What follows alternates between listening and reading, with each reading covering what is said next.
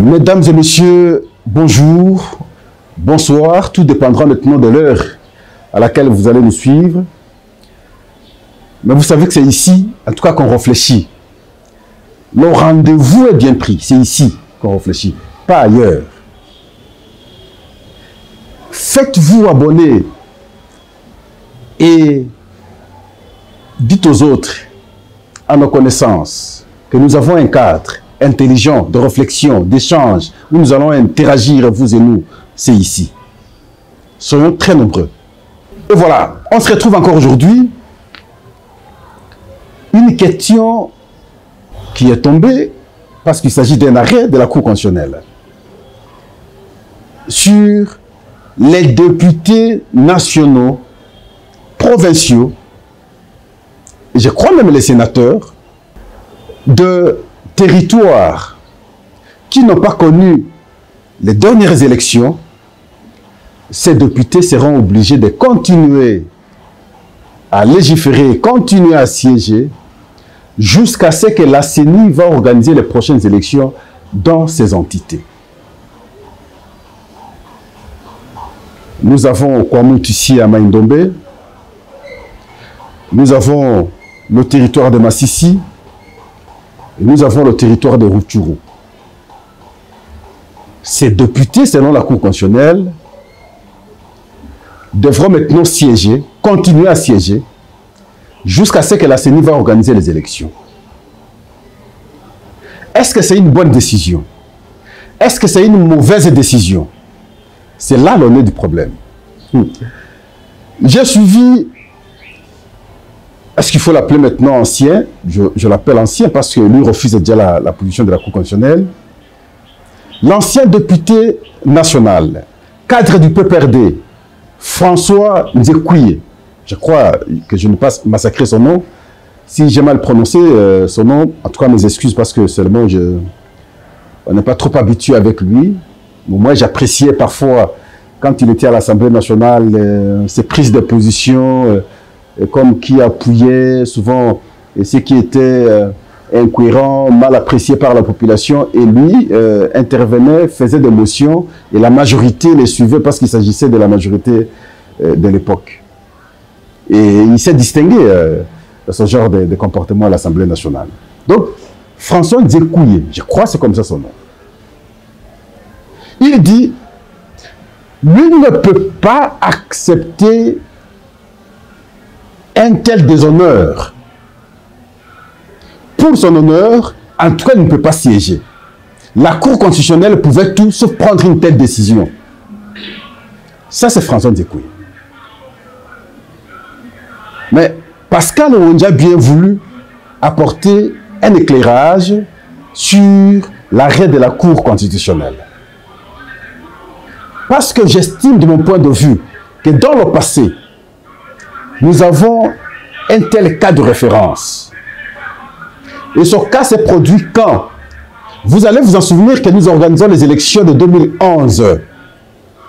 Nous n'avons pas organisé pour les députés provinciaux, pour les sénateurs, moins encore pour les gouverneurs. Est-ce que c'est pour autant qu'ils avaient arrêté de siéger? Je dis non, ils ont continué à siéger. Vous allez vous rendre compte que le mandat qui allait s'arrêter à 5 ans, et ils sont allés jusqu'à plus de 10 ans. Parce qu'au bout de 5 autres années, ils ont eu 1 et 2 années d'addition. Et ils sont restés de 2006, 2007 jusqu'en 2018. Les députés provinciaux, les sénateurs et les gouverneurs. Les André Kimbuta, nous les avions vus ici, longtemps restés à la tête de la ville. Nous connaissons les Kengo Adondoé et son équipe, combien longtemps ils sont restés au Sénat. Nous connaissons comment nos assemblées provinciales sont restées longtemps. Pourquoi? Simplement parce que les élections n'ont pas été organisées en 2011. Et l'autre va plus loin pour me dire, mais Pascal, mais ici c'est qu'on ne peut pas mélanger les anciens et les nouveaux. Là aussi, Pascal répond, dit, même dans le passé, il y a eu les anciens et les nouveaux qui ont été mélangés. Et à l'Assemblée nationale, par exemple, c'est un parlement. Le parlement a 2 chambres. Nous avons l'Assemblée nationale, nous avons le Sénat. Mais on a eu une Assemblée nationale renouvelée et un Sénat non renouvelé, les deux chambres du Parlement.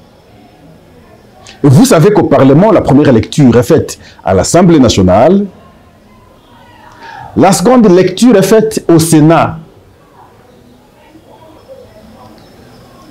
En d'autres termes, ils sont un seul corps qui est le Parlement. Mais ils ont eu deux mandats distincts, sinon différents. Que dire? Je pense de mon point de vue que c'est une décision intelligente de la Cour constitutionnelle. Parce que ça aurait été aberrant de voir maintenant ces provinces ne pas être représentées pendant ce temps. Et vous savez, il y a une notion qu'il faut maintenant impliquer aux gens. Quand vous êtes élu député national, vous êtes surtout député national, même député provincial aussi. Ce n'est pas votre mandat.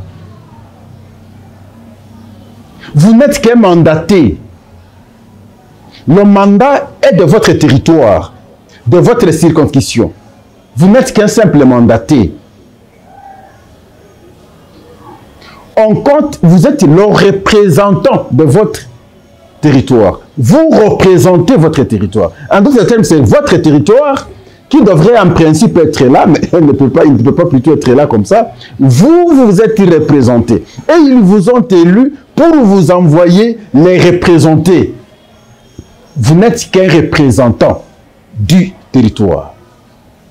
Le mandat est pour le territoire.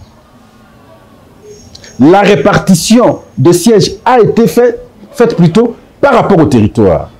Ce n'est pas par rapport à vous, individu. Ce n'est pas par rapport à vous, candidat. C'est par rapport au territoire. Au regard du nombre d'enrôlés, par exemple, on dit, pour ce territoire, il aura autant de représentants. Que ce territoire nous envoie autant pour qu'il soit représenté à l'Assemblée nationale. Et c'est comme ça qu'on vous appelle en même temps les représentants du peuple. Et donc, ça aurait été une aberration d'avoir l'Assemblée nationale, par exemple, même les assemblées provinciales, bientôt le Sénat, fonctionner sans les représentants de ces territoires.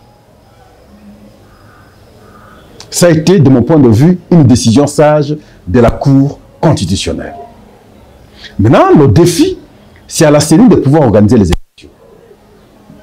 Parce que l'esprit de l'arrêt de la Cour est de dire, vous êtes là provisoirement en attendant que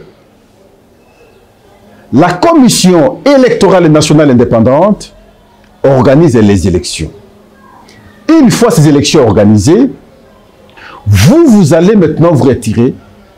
Ceux qui sont élus vont maintenant venir continuer le travail, continuer à siéger pour combler le mandat qui est 5 ans, tel que veut la Constitution.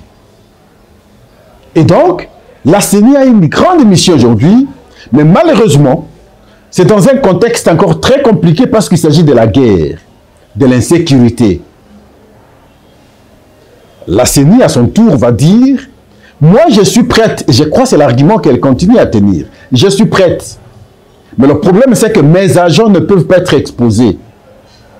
Je ne saurais pas envoyer les agents faire le travail de l'enrôlement, par exemple, finalement avoir les élections, tant que on n'aura pas rétabli la sécurité. Et là, la CENI renvoie la balle au gouvernement, au ministère de la Défense, au ministère de l'Intérieur, pour rétablir la paix et la sécurité. Les efforts devront maintenant être fournis, encore plus, pour que dans ces entités, on retrouve la paix qui permettrait que la CENI envoie maintenant ses agents faire le travail. Mais ça risque de prendre beaucoup de temps. On ne voudrait pas que ces élus ici, ces élus d'hier qui sont reconduits, soient dans le jeu de ne pas aussi vouloir un jour. Ça, Pascal ajoute un peu un petit commentaire qui permet de sourire un peu, qui ne fassent pas le jeu de ne pas permettre qu'un jour on rétablisse la paix dans cette partie pour qu'ils bénéficient maintenant des mandats comme ça gratuitement et sans élection. Voilà, donc nous estimons que la Cour constitutionnelle a bien réfléchi. Il n'est pas normal aujourd'hui qu'on spécule, même pour des faits. Lorsqu'on analyse objectivement, on comprend que ça passe. Mais Nzekouye, François, je vais le rappeler que quand en 2011, on n'a pas eu ces élections, c'est du fait d'abord de votre propre responsabilité. À son temps, c'était normal. Vous oubliez que le fait d'avoir touché à la Constitution en 2011 a fait que ces élections ne soient pas organisées. Et lorsque ces élections n'ont pas été organisées, et vous aviez vu les députés provinciaux, les sénateurs et les gouverneurs rester en fonction jusqu'en 2018, vous n'avez rien dit à ce moment-là. À ce temps, c'était très bien pour vous. Mais lorsqu'on prend les mêmes exemples de votre temps, on les applique aujourd'hui, ça devient mauvais. Qui est mauvais cette fois-là? C'est vous. Parce qu'on va comprendre que vous n'êtes pas juste, vous n'êtes pas cohérent, vous n'êtes pas sincère. Vous n'êtes pas sincère. 2011, on n'a pas eu les élections. À cause de votre comportement. Merci beaucoup. On a bien voulu apporter cette précision. Que les gens ne puissent pas oublier qu'il y a des moments où on n'a pas eu les élections et les institutions ont fonctionné. Et les représentants de ces entités sont restés en fonction. C'est autant qu'on peut comprendre sur cet arrêt de la Cour constitutionnelle. À cet instant des choses, dans les entités où il y a l'insécurité, on ne sait pas organiser les élections.